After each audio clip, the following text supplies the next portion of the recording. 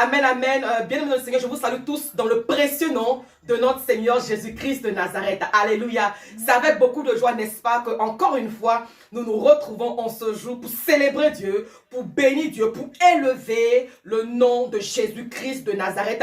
Le nom élevé au-dessus de tout nom. Alléluia. Merci Saint-Esprit parce que ce matin, tu prends le contrôle total de toutes choses. Merci de nous disposer. Merci de rendre notre cœur fertile, Seigneur. Merci parce que à la fin de ce message, ô roi des rois, les vies soient changées, les vies soient guéries, les cœurs, n'est-ce pas, soient restaurés au nom puissant de Jésus-Christ de Nazareth. Je prie véritablement que ma personne soit abaissée, que ma personne soit effacée et que la glorieuse présence, la glorieuse personne de Jésus-Christ de Nazareth soit présentée en ce jour au nom de Jésus. Amen, amen, amen. Nous pouvons acclamer, n'est-ce pas, le nom de Jésus-Christ de Nazareth parce qu'il est Dieu, il est vivant, il est puissant au nom de Jésus-Christ de Nazareth. Amen, amen, amen. Gloire à Dieu. Bienvenue dans le Seigneur. Le dimanche dernier, le Seigneur nous a fait beaucoup de bien. Amen, amen. Oui, pour toi qui étais connecté la semaine dernière, tu peux confirmer avec moi que le Seigneur nous a bel et bien fait du bien. Amen. Le Seigneur Jésus-Christ de Nazareth s'est présenté à nous. Il s'est présenté au monde comme étant la lumière du monde. Et nous vérifions cela, n'est-ce pas, dans le livre de Jean chapitre 8, à partir du verset 12, où Jésus-Christ a affirmé: je suis la lumière du monde. Et ce matin, je viens au devant de vous pour vous dire que si la lumière est en vous, si Christ est en vous, votre situation doit changer. Amen. Voici pourquoi le thème de mon message ce jour, c'est tout simplement: ta situation doit changer. Alors, regarde ton voisin à côté et dis-lui: voisin, ma situation doit changer. Regarde le voisin d'à côté, alléluia, et dis-lui: voisin, ma situation doit changer. Alléluia. Oui, déclare, confirme avec conviction. Déclare-le, affirme-le avec vie, n'est-ce pas, avec foi, que ma situation doit changer dans le nom de Jésus. Amen, amen. Gloire à Dieu. Amen. Alors, le changement dont je parle aujourd'hui, c'est quoi? Quand je te parle, n'est-ce pas, de changement, le changement, c'est tout simplement synonyme de transformation. Le changement est synonyme, n'est-ce pas, d'innovation. Le changement est synonyme de modification. Amen. Oui, c'est cela. Alors, je vais donner un exemple. Avant, ça n'existait pas, mais aujourd'hui, c'est très, très courant. Vous trouverez des personnes, n'est-ce pas, qui vont estimer que elles ont des imperfections. C'est-à-dire, elles vont regarder leur corps et vont dire comme ça que: ah, j'ai un gros nez, ma bouche est bizarre, ma poitrine est bizarre, c'est-à-dire elle n'est pas assez volumineuse, ma partie postérieure, parlons des fesses, sont assez petites, sont très plates, alors je veux que quelque chose se passe. Ainsi donc, ces personnes vont aller vers des chirurgiens, trouver des chirurgiens, n'est-ce pas, pour demander aux chirurgiens d'intervenir.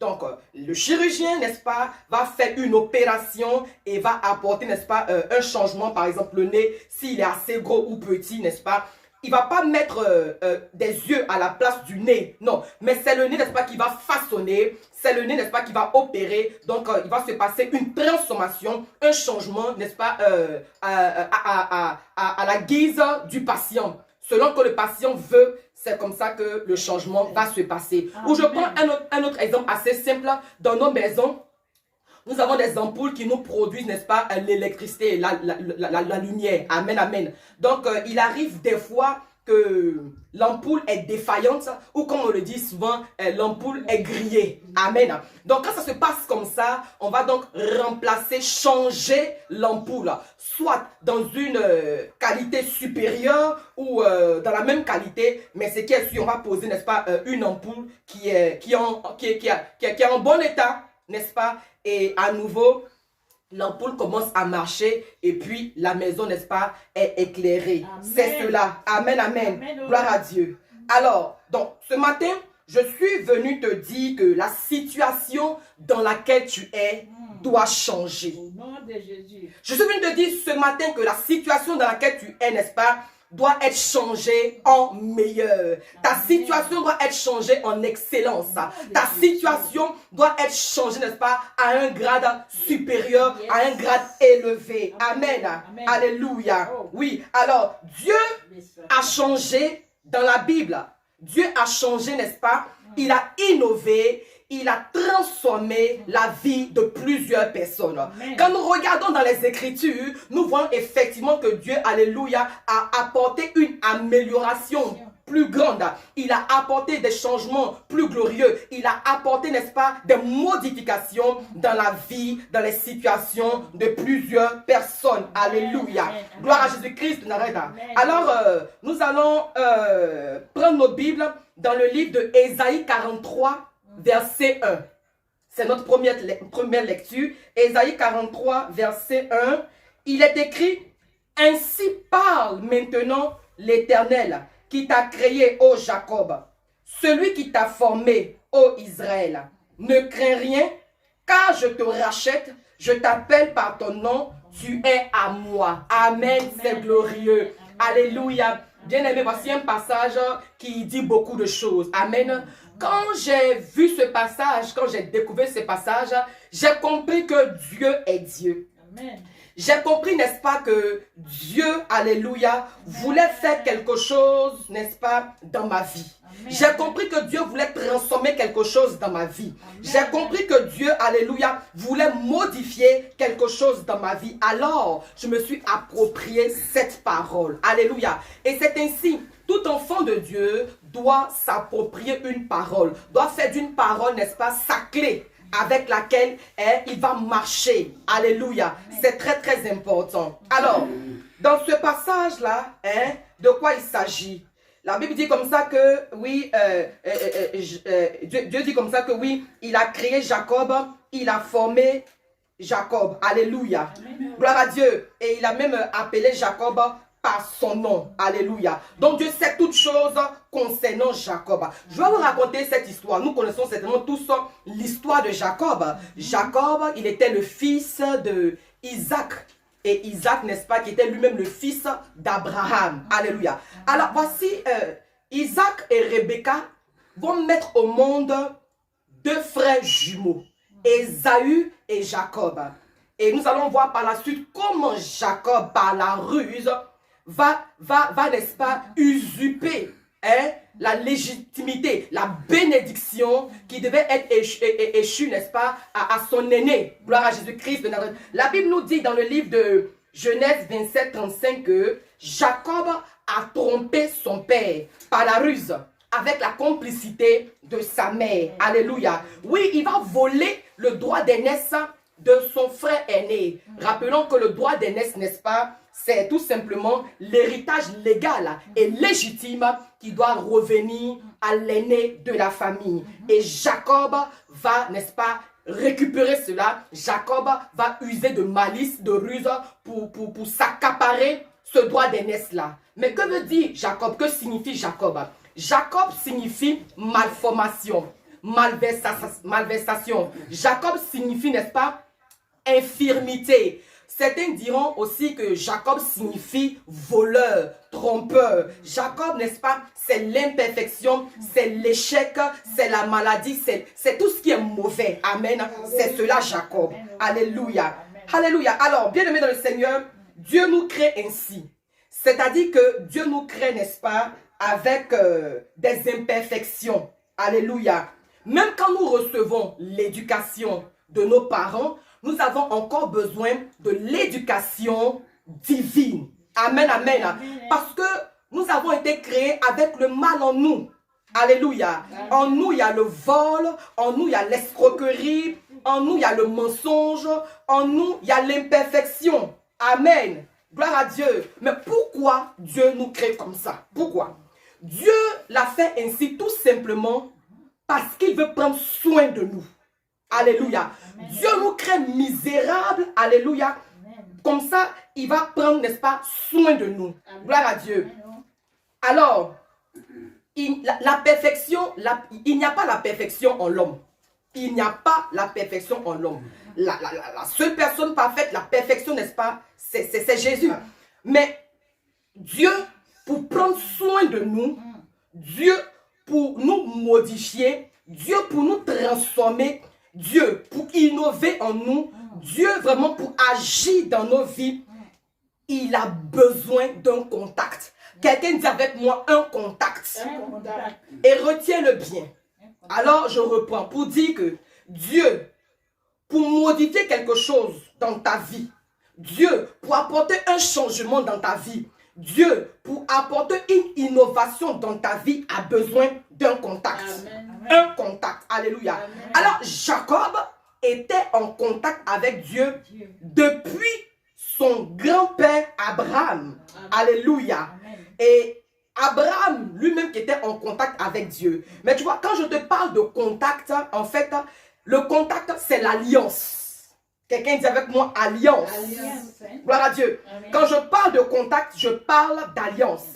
Alors, Dieu, pour nous transformer, a besoin, n'est-ce pas, d'être en contact avec nous, a besoin d'être en alliance avec nous. Parce que vous êtes d'accord avec moi que avant moi d'agir dans vos vies, avant d'apporter quelque chose dans vos vies, avant d'apporter, n'est-ce pas, un changement dans vos vies, j'ai besoin, n'est-ce pas, que nous soyons en contact. J'ai besoin que nous soyons en connexion ainsi. Si tu as des besoins, si tu as des problèmes, je pourrais éventuellement t'apporter la solution adéquate. Est-ce que tu comprends? Ainsi, Dieu, pour pouvoir, n'est-ce pas, agir dans ta vie, a besoin que vous soyez, n'est-ce pas, en alliance, a besoin que vous soyez en contact. C'est cela. Alors, Jacob, effectivement, était en contact avec Dieu depuis son grand-père Abraham, qui était lui-même en contact, effectivement, avec Dieu. Amen. Et nous savons comment Dieu a changé le nom d'Abraham, qui au départ s'appelait Abraham.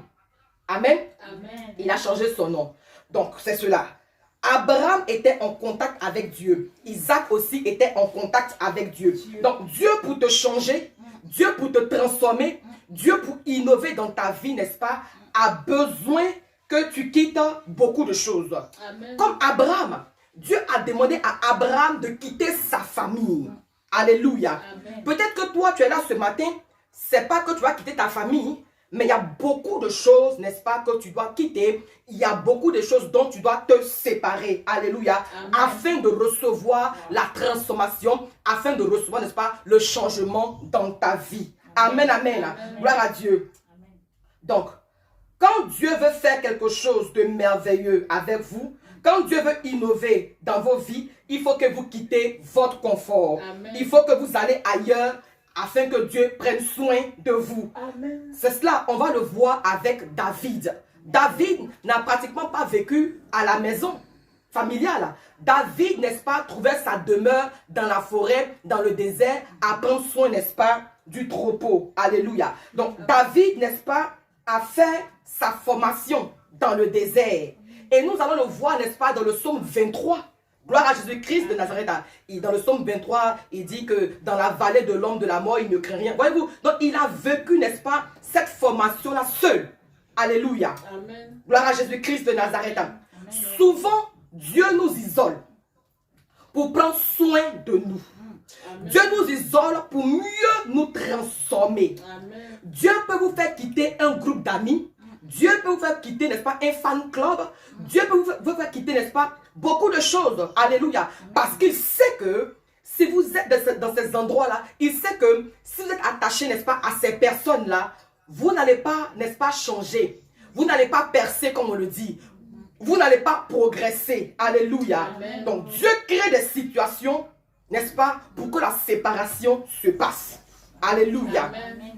Donc cela s'explique aussi mieux quand il y a des parents qui envoient leurs enfants à l'internat. Je ne sais pas si ça existe encore aujourd'hui, mais bon, en tout cas, à l'époque, en mon temps, parce que j'ai quand même eu un temps aussi, alléluia, en mon temps, en tout cas, il y avait les parents, soit qui envoyaient les enfants chez des oncles, chez des tantes, alléluia, ou bien, n'est-ce pas, à l'internat, afin que les éducateurs, parce qu'à l'époque, vraiment, il y avait de véritables éducateurs, et donc quand les enfants, à la fin, en fin d'année, revenaient à la maison, on pouvait constater, n'est-ce pas, un changement. Amen. On pouvait constater, n'est-ce pas, une amélioration, une transformation dans la vie des enfants. Alléluia. C'est cela. Alors, Abraham a quitté sa patrie, Abraham a quitté sa famille, Abraham a quitté beaucoup de choses. Alléluia. Abraham, n'est-ce pas, il a obéi à Dieu. Il s'est séparé vraiment de beaucoup de choses afin qu'il y ait un changement dans sa vie. Et Jacob, selon le plan divin, nous allons aussi voir cela, il va quitter sa famille et se retrouver chez son oncle Laban. Alléluia. Gloire à Dieu. Alors, Dieu va faire quitter, n'est-ce pas, Jacob dans sa zone de confort quand son frère Ésaü va chercher à le tuer à cause de ce qui s'est passé.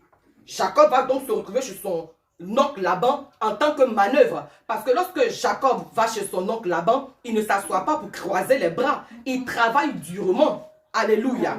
C'est ça. Alors, on voit aussi avec Moïse. Moïse qui, à un moment donné de sa vie, a habité dans le palais. Il avait, n'est-ce pas, à ses pieds plusieurs serviteurs. Il avait, n'est-ce pas, à ses pieds, n'est-ce pas, des servantes et des serviteurs qui prenaient soin de lui. Moïse était dans la noblesse, il était dans la cour royale. Mais à un moment donné, il va quitter toutes ces choses-là, alléluia, pour se retrouver chez Jéthro. Amen. Alors là-bas, il a servi Jéthro et il était pratiquement aussi comme manœuvre de Jéthro. Écoutez-moi. Quand Dieu veut te transformer, quand Dieu veut changer quelque chose dans ta vie, quand Dieu, n'est-ce pas, veut opérer une innovation dans ta vie, il va, n'est-ce pas, t'emmener chez des gens. Il va te faire déplacer. Alléluia. Et quand tu vas arriver chez ces gens-là, tu seras pratiquement comme serviteur ou servante. Amen. Amen. Mais la Bible dit qu'il n'y a pas plus grand serviteur que le maître. Alors, celui qui veut être grand, qu'il soit petit. Donc, Dieu veut nous briser. Étant chez les gens, tu dois servir. Alléluia. Étant chez les gens, tu dois servir. Et voyez-vous, il y a des gens qui vont venir rendre témoignage. Et puis, écouter leur témoignage. Ils vont dire, par exemple, ah vraiment, on était chez mon oncle. Voyez, la femme de mon oncle maintenant, c'est moi qui faisais tout dans la maison. Hein? Je me réveille le matin, c'est moi je vais préparer. Je vais laver les habits des enfants. Je vais faire le ménage. Je vais nettoyer. En tout cas, vraiment, j'étais comme une esclave. J'étais comme une bonne là-bas. Hein? On me méprisait. Ah, c'est moi qui faisais toutes choses. En tout cas, vraiment. Mais aujourd'hui, là, j'ai réussi. Hein? Ils m'ont maltraité. Écoutez, quelqu'un t'a pas maltraité. La tante là, elle t'a pas maltraité. En réalité, elle t'a fait du bien. Mais tu n'es même pas conscient du bien qu'elle t'a fait. Là où tu étais en formation. C'est Dieu qui a permis que tu sois là-bas en mission. Parce que Dieu sait où il est en train de t'envoyer. Dieu connaît où il t'envoie. Alléluia. Amen. Donc quand il t'envoie là-bas comme ça, et puis tu travailles en longueur de journée, c'est toi qui laves les assiettes, c'est toi qui fais la vaisselle, c'est toi qui laves les habits, c'est toi qui prépares. Personne ne te maltraite. En réalité et en vérité, tu es en formation comme ça. Alléluia. Amen. Parce que Dieu sait où il t'envoie. Dieu connaît la destinée à laquelle il te réserve. Alléluia. Gloire à Dieu. C'est cela. Donc, Dieu, alléluia, il sait toutes choses. Il connaît ta destinée glorieuse. Alléluia. Amen. Et David l'a bien compris en prenant, n'est-ce pas, soin des brebis. Alléluia. Amen. Parce que pour pouvoir être roi d'Israël, il faut d'abord aimer les animaux. Alléluia. Amen. Pour pouvoir prendre soin, pour pouvoir être roi sur le peuple de Dieu, le peuple Israël, il faut d'abord, n'est-ce pas, aimer les animaux. Alléluia. Donc, Amen. Dieu a vu, n'est-ce pas, la carrure, le caractère de David, ainsi, il a positionné sur Israël. Amen. Alléluia. Gloire à Dieu. Oui, c'est ça. Demain, quand tu vas te marier et que tu es dans ton foyer, tu es dans ta maison, c'est toi qui sais préparer. C'est toi qui sais faire le ménage. C'est toi, n'est-ce pas, qui sais faire la vaisselle. Tu vois, ça a l'avantage de qui? Ton mari t'apprécie. Tu as oublié même que hier où tu étais dans la maison de ta tante qui te maltraitait selon toi là. Mais c'est à cause de cette formation là que toi aujourd'hui, tu sais préparer.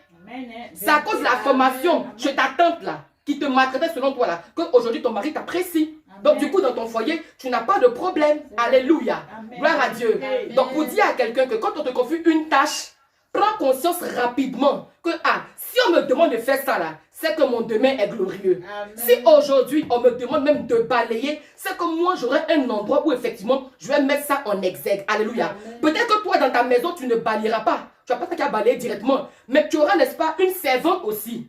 Et si elle balaye d'une manière, tu vas dire ma petite, il faut te calmer, c'est pas comme ça on fait. Et puis tu prends le balai, tu lui montres comment on balaye. Elle va te respecter.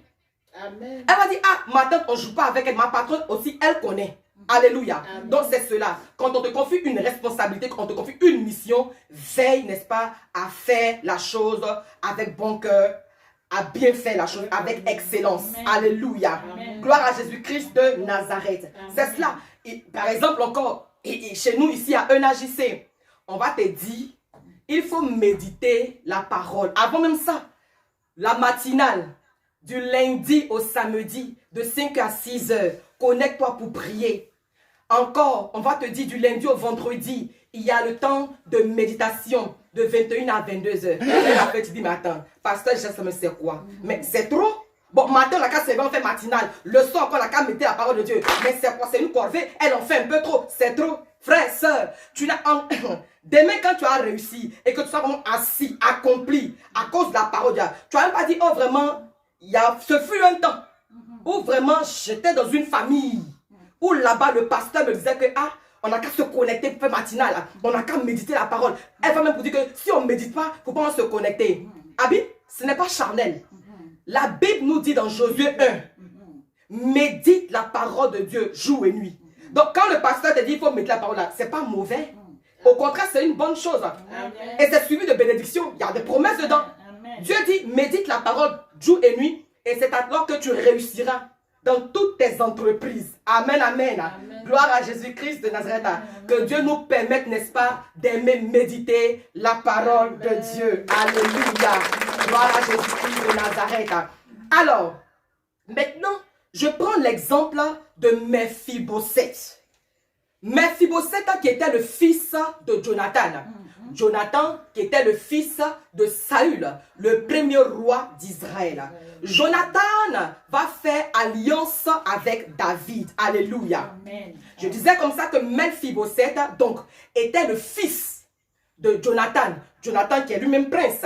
Et Mephibosheth aussi était le petit-fils du roi Saül, premier roi d'Israël. Mais qu'est-ce qui va se passer? Il va se passer qu'à un moment donné, Mephibosheth va être dégradé. Mephibosheth va être réduit à néant. Au point où Mephibosheth va vivre dans un pays, dans une ville appelée Lo-debar. Alléluia. Mephibosheth qui était né, n'est-ce pas, dans une famille royale, dans une famille riche, dans la noblesse, va se retrouver dans l'oubli, va se retrouver dans la galère, va se retrouver, n'est-ce pas, dans la misère, va se retrouver, alléluia, dans la médiocrité. Mephibosheth, n'est-ce pas, de là-haut, va tomber dans la bassesse. Alléluia. Gloire à Dieu. Mais qu'est-ce qui va se passer? Regardez ce qui va se passer. Il va se passer, n'est-ce pas, comme je l'ai dit, que David, devenu roi, à un moment donné, va se souvenir de l'alliance qu'il avait contractée, de l'alliance qu'il avait tissée, de l'alliance qu'il avait bâtie avec Jonathan. Jonathan, père de Mephibosheth. Mephibosheth qui est à Lo-debar. Alléluia. Amen. Alors David apparaît et dit, il pose une question. Est-ce qu'il n'y a pas, n'est-ce pas, un reste de Saül? Est-ce qu'il n'y a pas un reste de Saül? Alléluia. Est-ce qu'il n'y a pas quelqu'un, n'est-ce pas, dans la famille, dans la cour de Saül, afin que juge de bonté? Ah, la question, c'est une bonne question. Amen. On dit, oh roi, vraiment, la question, c'est une bonne question. Amen. Sinon, qu'il y a quelqu'un qui reste encore de la famille de roi Saül. Tu as dit quoi? Que est-ce qu'il reste quelqu'un de la famille de roi Saül? Oui, roi Yana. Mais au fait, ce qui est resté là, c'est un bizarre. Roi, vraiment, ce que tu demandes là, c'est tellement intéressant. Mais on n'est pas en train de trop grouiller pour te décourager, pour te manquer de respect. Parce que ce qui est resté là, roi, si toi-même tu vois, tu seras découragé. Alléluia. Si toi-même tu vois, tu seras dégoûté. C'est vrai, il reste quelque chose. Il s'appelle Mephibosheth. Mais Mephibosheth, en fait, il est perclus des pieds. Ah. Bon, moi, il t'a demandé, est-ce qu'il reste quelqu'un? Dis-moi oui ou non. Bon, ce que tu mets autour, c'est pourquoi? C'est par rapport à quoi? Quel but tu veux atteindre? Oh, il a dit, ils ont commencé à critiquer, commencé, n'est-ce pas, à vilipender Mephibosheth. C'est vrai, effectivement, que Mephibosheth était perclus des pieds. Alléluia. Il était infime. Alléluia. Il était limité. Parce qu'en réalité, quand tu es infime, tu n'as pas droit, n'est-ce pas, à entrer dans la présence du roi. Quand tu es infime, en tout cas, à l'instant où le roi David pose la question, quand tu es infime là, tu n'as pas droit au royaume en fait. Tu n'as pas droit, n'est-ce pas, à venir dans la présence des hommes. Tu es comme quelque chose. Mais c'est pour ça que d'ailleurs, il était dans l'oubli là-bas, à Lo-debar. Quelqu'un, n'est-ce pas, qui était roi, qui était prince, qui était, n'est-ce pas, né dans la richesse. Alléluia. Amen. On dit, ah, il y a Mephibosheth qui est là, mais il est perclus des pieds. Alléluia. Amen. David dit, emmenez-le-moi. Ils ne vont pas se taire pour courir pour emmener le gars, non. On dit, roi David, ce qu'on a, on a déjà compris. On dit, il est perclus des pieds. David dit, emmenez-le-moi. Alléluia. Amen. Pourquoi? Tout simplement parce que le père de Mephibosheth, en la personne de Jonathan, avait une alliance avec David. Alléluia. Amen. Donc pour dire que l'alliance est au-dessus de l'infirmité. Ah, si tu avais compris, il fallait acclamer le Seigneur. Alléluia. Je dis que l'alliance, n'est-ce pas, est au-dessus des infirmités. Amen, amen. C'est vrai. Oh, Mephibosheth est perclus des pieds. C'est vrai. Les pieds de Mephibosheth sont penchés. Alléluia. Mais à cause de l'alliance, David dit, à cause de l'alliance, envoyez-moi, emmenez-moi, ramenez-moi Mephibosheth, afin qu'il puisse s'asseoir à la table du roi. Alléluia. Amen. Ainsi donc, ils vont envoyer Mephibosheth. Je veux dire à une personne ce matin que là où on t'a interdit d'entrer, là où on t'a dit que c'était impossible, là où on a dit que toi tu n'as pas accès, alléluia, à cause de l'alliance que tu as avec le roi de gloire, à cause de l'alliance que tu as avec Jésus-Christ de Nazareth, oh, les portes seront ouvertes au nom de Jésus-Christ de Nazareth. Frère, il est question de contact. Il est question de prendre contact. Alléluia. Amen. Je vous ai dit d'entrée de jeu que Dieu, pour pouvoir apporter un changement dans nos vies, Dieu, pour pouvoir apporter une transformation dans nos vies, Dieu, pour pouvoir, n'est-ce pas, innover dans notre vie, a besoin d'un contact, a besoin d'une alliance. Et voici, voyez-vous, ce qui va se passer pour Mephibosheth. Alors, Amen. à cause de l'alliance, Mephibosheth va s'asseoir à la table du roi. Alléluia. Amen. Gloire à Dieu. Amen. Gloire à Jésus-Christ de Nazareth. Dieu est bon. Alors, nous allons donc revenir à Jacob. Jacob, après sa formation chez son oncle Laban, son nom va être changé par Dieu lui-même. Jacob qui s'appelait voleur, trompeur, usurpateur, alléluia. Hein? Toutes les mauvaises choses là, à un moment donné, va lutter avec un ange. Il va lutter avec un ange, alléluia. Et à un moment donné, l'ange va demander comment tu t'appelles. Il dit Jacob. Alléluia. Oh, tu ne seras plus oublié au nom de Jésus-Christ de Nazareth. Que la semence que tu as portée en ce jour, n'est-ce pas, parle en ta faveur. Et que là où on t'avait oublié, là où on t'avait jeté, là où on t'avait déposé, oh, que cette semence ce matin permette au roi des rois pour dire où est la servante maman Naomi. Et qu'on parte te chercher et qu'on te fasse asseoir à la table des rois pour dîner, pour déjeuner au nom de Jésus. Sois richement béni au nom de Jésus-Christ de Nazareth. Alléluia. Soyez bénis. Alors Jacob va lutter avec l'ange.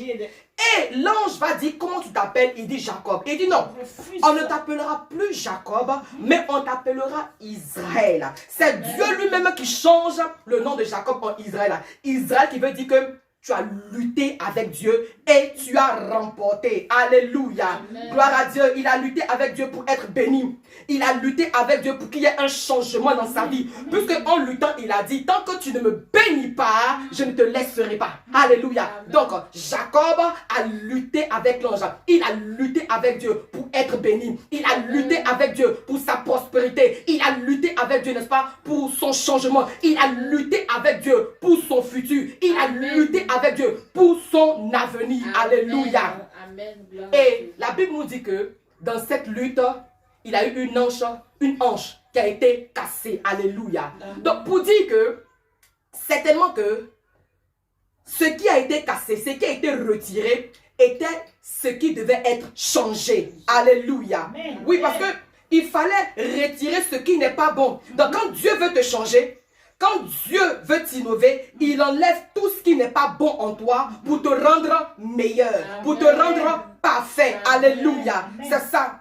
Donc nous voyons la vie changer. Amen. Oh. La vie changée d'un autre homme dans la Bible. Au départ, Saul de Tarse, n'est-ce pas, était un grand persécuteur de l'église. Alléluia. Je ne t'informe pas de ça.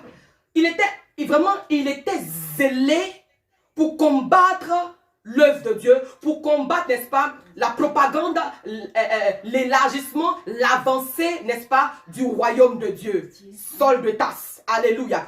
Mais la Bible nous dit que pendant qu'il faisait un chemin, pendant que, n'est-ce pas, il s'engageait encore à aller faire sa sale besogne, il va tomber. Alléluia. Et lorsqu'il va tomber, la Bible dit qu'il va rencontrer la lumière. Il y a une lumière qui a jailli. Et lorsqu'il s'est relevé, il n'était plus Saul de Tarse, mais son nom a été changé en Paul. Alléluia.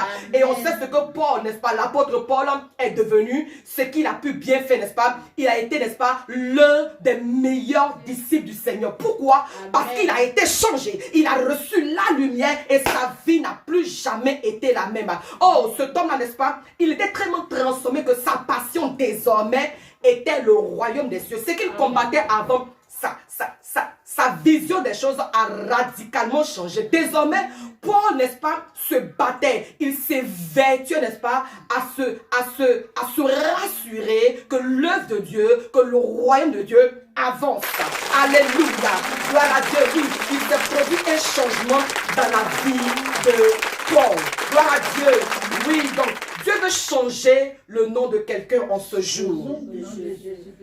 Dieu veut changer la vie de quelqu'un en ce jour. Certainement que les hommes t'ont donné un nom. Certainement que les hommes, n'est-ce pas, t'ont collé une étiquette. Pour certains, tu t'appelles, n'est-ce pas, la rejetée, la stérile, la méprisée, le chômeur, le délinquant, le brigand. Alléluia. Quand vous regardez les Écritures, il y a des gens, mais on ne connaît pas leur nom. Par exemple, la femme qui souffrait de perte de sang, là, elle n'a pas de nom. Mais elle est née là. Ses parents ont donné un nom.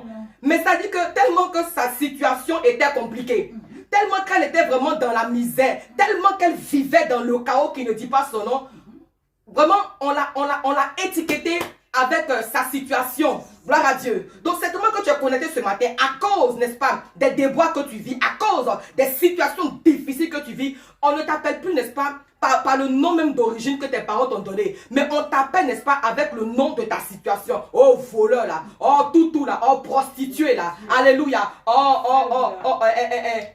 Comment je dis même? Sorcier là. Ou bien galère là. Alléluia. C'est comme ça qu'on t'appelle maintenant. Mais je suis venu te dire ce matin que le Seigneur désire changer ton nom. Dieu désire changer ton nom. Alléluia. Dieu veut changer ta situation. Dieu veut innover dans ta vie. Dieu veut transformer quelque chose dans ta vie. Dieu, n'est-ce pas, veut apporter quelque chose d'original. Il veut apporter quelque chose d'inédit dans ta vie, dans le nom de Jésus-Christ de Nazareth. Oui, parce que souvenez-vous, la Bible dit que lorsque Jésus-Christ de Nazareth, n'est-ce pas, oh oui, après le sacrifice accompli sur la croix de Golgotha, il a reçu le nom au-dessus de tout nom. Alléluia. Alors par la foi, récupère, approprie-toi ce nouveau nom-là. Ce nom est levé au-dessus de tout nom. On ne t'appellera plus maladie, on ne t'appellera plus stérile, on ne t'appellera plus pauvreté, mais on t'appellera d'un nouveau nom. Au nom de Jésus-Christ de Nazareth. Oui, ton nom change. Ton nom change au nom de Jésus. Mais justement, c'est à toi, n'est-ce pas, d'établir un contact. C'est à toi, n'est-ce pas, alléluia, d'établir un contact. C'est à toi de bâtir une alliance. Parce que notre Dieu est un Dieu d'alliance. Notre Dieu, n'est-ce pas, est un Dieu de contact. Alléluia. 2021, c'est l'année de la manifestation de la lumière. 2021 est l'année de la manifestation des œuvres de Dieu. Alléluia. Oui, 2021 est l'année de grands changements. Amen, amen. Et ce matin, je suis venu te dire que ta situation doit changer dans le nom de Jésus-Christ. Oui, les choses doivent changer dans ta vie, dans le nom de Jésus-Christ de Nazareth. Oui, nous avons vécu des temps difficiles. Nous avons vécu des temps très difficiles. Alléluia. Amen. Oui, des temps très difficiles. Mais l'heure est arrivée où les temps doivent changer. Amen. De manière spéciale, de manière spectaculaire. Alléluia. De manière glorieuse et de manière excellente. Amen. Dieu a besoin de ta participation. Aujourd'hui, Dieu est le chirurgien. Amen. Dieu est le chirurgien, alléluia. Amen. Dieu est le chirurgien, alléluia, par excellence. Et il veut remplacer, Dieu veut innover. Dieu, n'est-ce pas, veut innover l'imperfection dans ta vie. Dis amen. Amen. Dieu, n'est-ce pas, veut transformer quelque chose dans ta vie. Dis amen. Amen. Dans le nom de Jésus-Christ de Nazareth. Alléluia. alors nous allons prendre contact. Nous allons prendre contact avec Dieu. Nous allons prendre contact avec Dieu pour que les choses changent. Nous allons prendre contact avec Dieu pour que les choses changent. Alléluia. Gloire à Dieu. Est-ce que tu es prêt à prendre contact? Alléluia. Tout ce que j'ai dit jusqu'à présent, c'était l'introduction. Tout ce que j'ai dit jusqu'à présent, c'était l'introduction. C'est maintenant que nous allons commencer notre message. Alors je t'invite à ouvrir ta Bible dans le livre de Jean chapitre 9, du verset 1 au verset 7. Alléluia. Est-ce que tu peux acclamer le Seigneur? Alléluia. Acclame le Seigneur parce que la situation doit changer et ta situation change au nom de Jésus-Christ. Nous sommes en train de prendre contact. Alléluia. Nous sommes dans le livre de Jean chapitre 9, du verset 1 au verset 9 et je fais la lecture. Alléluia. Gloire à Dieu. Gloire à Jésus-Christ de Nazareth. Jésus vit en passant un homme aveugle de naissance. Ses disciples lui posaient cette question. Rabbi, qui a péché, cet homme ou ses parents, pour qu'il soit né aveugle? Jésus répondit, ce n'est pas que lui ou ses parents aient péché, mais c'est afin que les œuvres de Dieu soient manifestées en lui. Amen. Il faut que je fasse tandis qu'il joue les œuvres de celui qui m'a envoyé. La nuit vient où personne ne peut travailler. Pendant que je suis dans le monde, je suis la lumière du monde. Amen. Après avoir dit cela, il cracha à terre. Alléluia. Amen. Et il fit de la boue avec sa salive. Puis il appliqua cette boue sur les yeux de l'aveugle. Et il lui dit, va et lave-toi au réservoir de Siloé. Il y alla, se lava et s'en retourna, voyant clair. Ses voisins et ceux qui auparavant l'avaient connu comme un mendiant disaient, alléluia, n'est-ce pas là celui qui se tenait assis et qui mendiait? Les uns disaient, c'est lui. D'autres disaient, non, mais il lui ressemble. Et lui-même disait, c'est moi. Alléluia. Est-ce que tu peux acclamer la parole de Dieu? Alléluia. Cette parole, elle est digne, alléluia, d'être reçue. Cette parole, elle est digne d'être reçue. Alléluia. Voici un très beau texte, une merveilleuse histoire, alléluia, où notre Seigneur Jésus-Christ de Nazareth est un personnage et il est l'un des personnages principaux. Alléluia. Gloire à Dieu. L'on nous raconte ici, n'est-ce pas, l'histoire d'un homme aveugle. Mais la particularité de cet homme-là, c'est que lui, là, sa cécité-là, c'était depuis sa naissance. C'est que quand lui, il est sorti, n'est-ce pas? Quand lui, il est sorti des entrailles, n'est-ce pas, de sa mère, là, en même temps, il est aveugle. C'est pas qu'il a commencé par voir d'abord, et puis maintenant, par concours de circonstances, genre maladie, et puis il a été aveugle. Non. Lui, il est né avec sa chose. Il est né avec aveugle, là. Donc, Jésus-Christ dans son ministère avec ses disciples, alléluia, vont arriver dans l'environnement. Oh, alléluia. Alors, ils vont arriver dans le coin, n'est-ce pas, les disciples maintenant. Ah, vieux, c'est comment? Il y a le petit qui est là-bas, là. Il est aveugle. Parce qu'on sait aussi que le salaire du péché, c'est la mort. Donc, c'est-à-dire qu'en fait, le péché, effectivement, ou du moins, ton malheur, ou bien tes déboires, tes imperfections, n'est-ce pas? C'est la conséquence, en fait, de ton péché. Donc, les disciples se disent que, si le type là est comme ça là, c'est parce qu'il y a eu péché quelque part. Mais ils ne savent pas d'où le péché vient. Donc, ils posent la question au Seigneur, au maître lui dit, mais le gars, de toute façon, il est là. Sa cécité là. C'est lui-même qui a péché ou bien ce sont ses parents qui ont péché? Il faut nous dire. Écoutez la réponse que le maître, que Jésus-Christ maintenant va donner. Il dit, ce n'est ni l'un ni l'autre. Ce n'est ni lui-même qui a péché, ce ne sont ni ses parents qui ont péché, mais c'est afin que les œuvres de Dieu soient manifestées. Amen. Je déclare sur ta vie, toi qui es connecté en ce jour, toi qui m'entends en ce jour, toi qui reçois ce message, que l'heure est arrivée où les œuvres de Dieu se manifestent dans ta vie au nom de Jésus-Christ de Nazareth. Oui, ce n'est pas parce que tu as péché, ce n'est pas à cause de quoi que ce soit. La situation dans laquelle tu es, ce n'est pas ta faute. Mais c'est afin que les œuvres de Dieu soient manifestées. C'est afin que la gloire de Dieu éclate. C'est afin que la lumière de Dieu, n'est-ce pas, apparaisse au nom de Jésus-Christ de Nazareth. Amen. Alléluia. Amen. Alors, voici un homme. Lui, il est né aveugle. Tu peux certainement imaginer vraiment dans quel chaos il était. Dans quelle ténèbre il était. Dans quel tohu-bohu il était. Et la Bible mentionne que c'était un jeune homme. Dans la Bible, quand on te parle de jeune homme, ça veut dire qu'il avait entre 30 et 50 ans. Donc, entre 30 et 50 ans, vraiment, c'était un homme qui avait de l'avenir. C'était un homme qui avait un futur radieux. C'était un homme, effectivement, qui pouvait avoir beaucoup de choses. Mais à cause de sa condition de vie, à cause de sa situation, à cause, n'est-ce pas, de sa cécité, il était limité. Voyez-vous, l'homme, ça veut dire que son infirmité était grave. C'était grave. Son infirmité, alléluia, était grave, était terrible. Son infirmité était générale. C'est-à-dire que s'il était même perclus des pieds, il pouvait, n'est-ce pas, ramper et puis bon, bouger. Si même il était manchot, il pouvait encore faire quelque chose. Mais c'est ses yeux qui étaient atteints. Alléluia. La Bible dit que la parole de Dieu est une lampe à nos pieds. Donc, on peut dire que véritablement, la parole, n'est-ce pas, n'est-ce pas, symbolise, oui, nos yeux. Donc, quand tu n'as pas de yeux, quand tu ne peux pas voir, c'est terrible. C'est vraiment terrible. Donc, imaginez comment l'homme a souffert.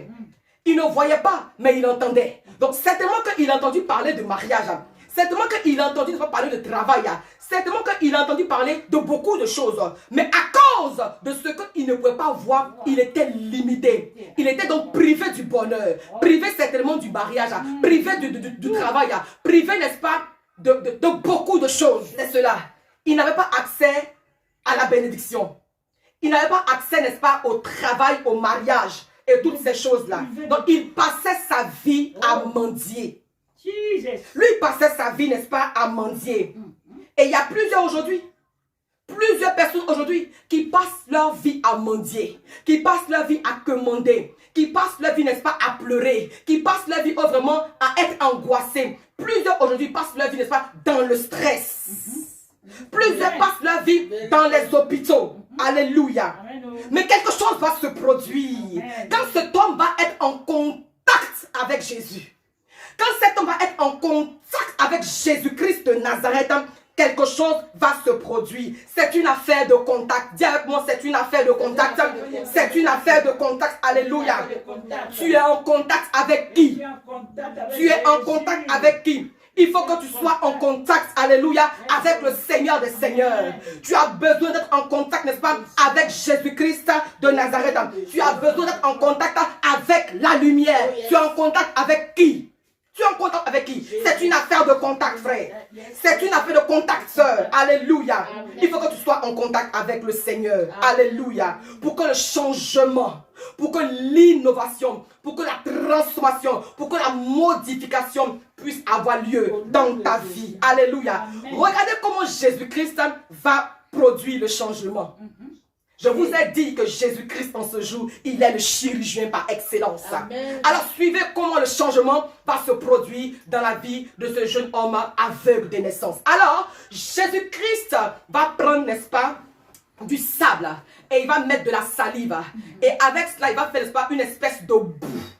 Alléluia. Mais écoutez, vous vous souvenez pas quand on parle de boue, alléluia, n'est-ce pas que c'est avec la boue, avec la terre et l'eau que Dieu, n'est-ce pas, a créé l'homme, a formé l'homme, alléluia. Et ici, nous voyons, n'est-ce pas, la même scène. Jésus-Christ, cette fois-ci, va utiliser sa salive pour en faire de la boue. Et il va l'appliquer sur les yeux de cet homme, alléluia. Amen. Gloire à Jésus-Christ de Nazareth.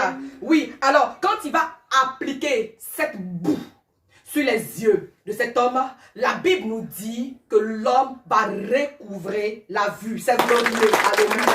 Puis cet homme qui n'avait jamais vu auparavant va voir désormais. Dieu qui est fort. Cet homme, n'est-ce pas, qui ne pouvait pas voir, alléluia. Cet homme qui n'avait pas d'ambition. Cet homme, n'est-ce pas, qui était vraiment limité désormais. À cause de ce changement, à cause de ce miracle qui s'est produit dans sa vie, pouvait commencer, n'est-ce pas, désormais, à penser à son futur, à penser, n'est-ce pas, à avoir des projets, à penser, n'est-ce pas, à avoir des ambitions. Alléluia. À commencer maintenant à mettre des plans sur place. Alléluia. Oui. Et donc, quand ça s'est passé ainsi, devant plusieurs témoins, des gens se posaient la question de savoir, mais c'est qui? N'est-ce pas le mendiant galère? Il n'avait pas de nom, hein. Là, il n'a plus nom. Mais je crois par la foi qu'après cette situation-là, on va l'appeler par un autre nom. Amen. Alléluia. Ils vont lui donner un vrai nom. Alléluia. Donc, les témoins ne se vont dire, mais attends, ce gars-là, le type-là, c'est pas le mendiant qui était assis au porte, s'il demandait un peu, lui donner souvent des pièces. C'est pas lui. On pose la question.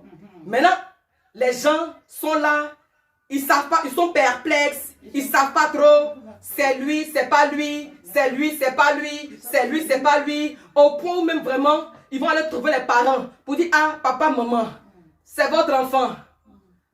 Bon, c'est comme s'il ressent votre enfant. Il a changé quoi. Mais oui, il a changé. Il a changé, alléluia, parce que quelqu'un est passé par là. Il a changé, alléluia, parce que Dieu, n'est-ce pas, a créé. Alléluia. Dieu a créé des yeux. C'est pas que Dieu a mis, n'est-ce pas, quelque chose d'autre. C'est la même personne. C'est la même personne, mais c'est une nouvelle version. Alléluia.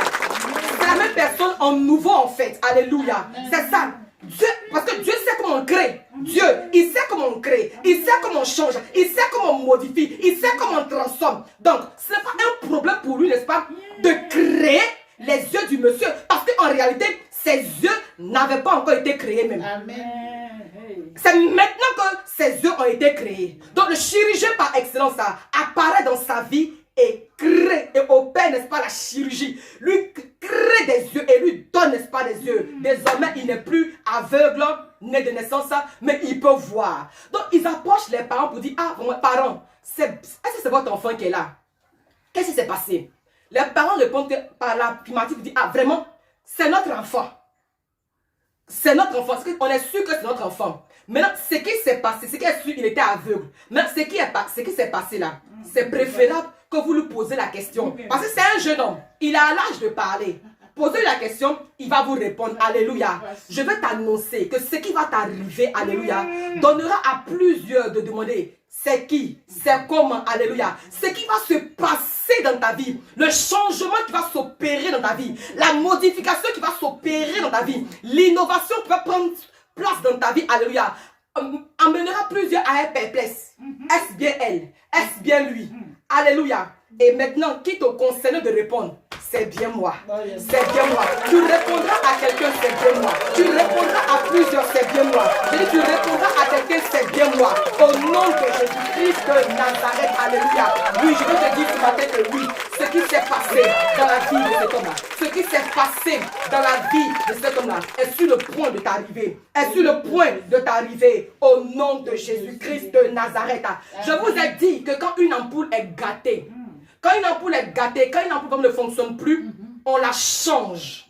Et quand on la change, elle brille à nouveau. Je sens encore plusieurs personnes en train de briller à nouveau. Au nom de Jésus-Christ de Nazareth, tu brilles à nouveau. Tu brilles à nouveau. Tu brilles à nouveau. Au nom de Jésus. Et je vois plusieurs personnes sont en train de briller plus beau encore. Des personnes sont en train de briller plus jolies encore. Alléluia. Des personnes, qui ne travaillaient pas, vont commencer à travailler. Des personnes qui étaient misérables. Oh oui, vos situations vont changer. Votre condition de vie va changer dans le nom de Jésus. Toi qui étais stérile, n'est-ce pas? Tu changes de statut. Toi qui étais stérile, alléluia. Le Saint-Esprit te permet de concevoir. Toi vraiment qui étais misérable, toi qui étais limité, toi vraiment qui vivais dans le déshonneur, toi qui vivais dans l'eau débat, toi qui vivais dans la souffrance, toi qui vivais dans l'oubli, ta situation change. Ta situation change. Ta situation change. Ta situation change. Au nom de Jésus-Christ de Nazareth. Oui. Dieu change ton statut. Dieu apporte un changement dans ta vie. Dans le nom de Jésus.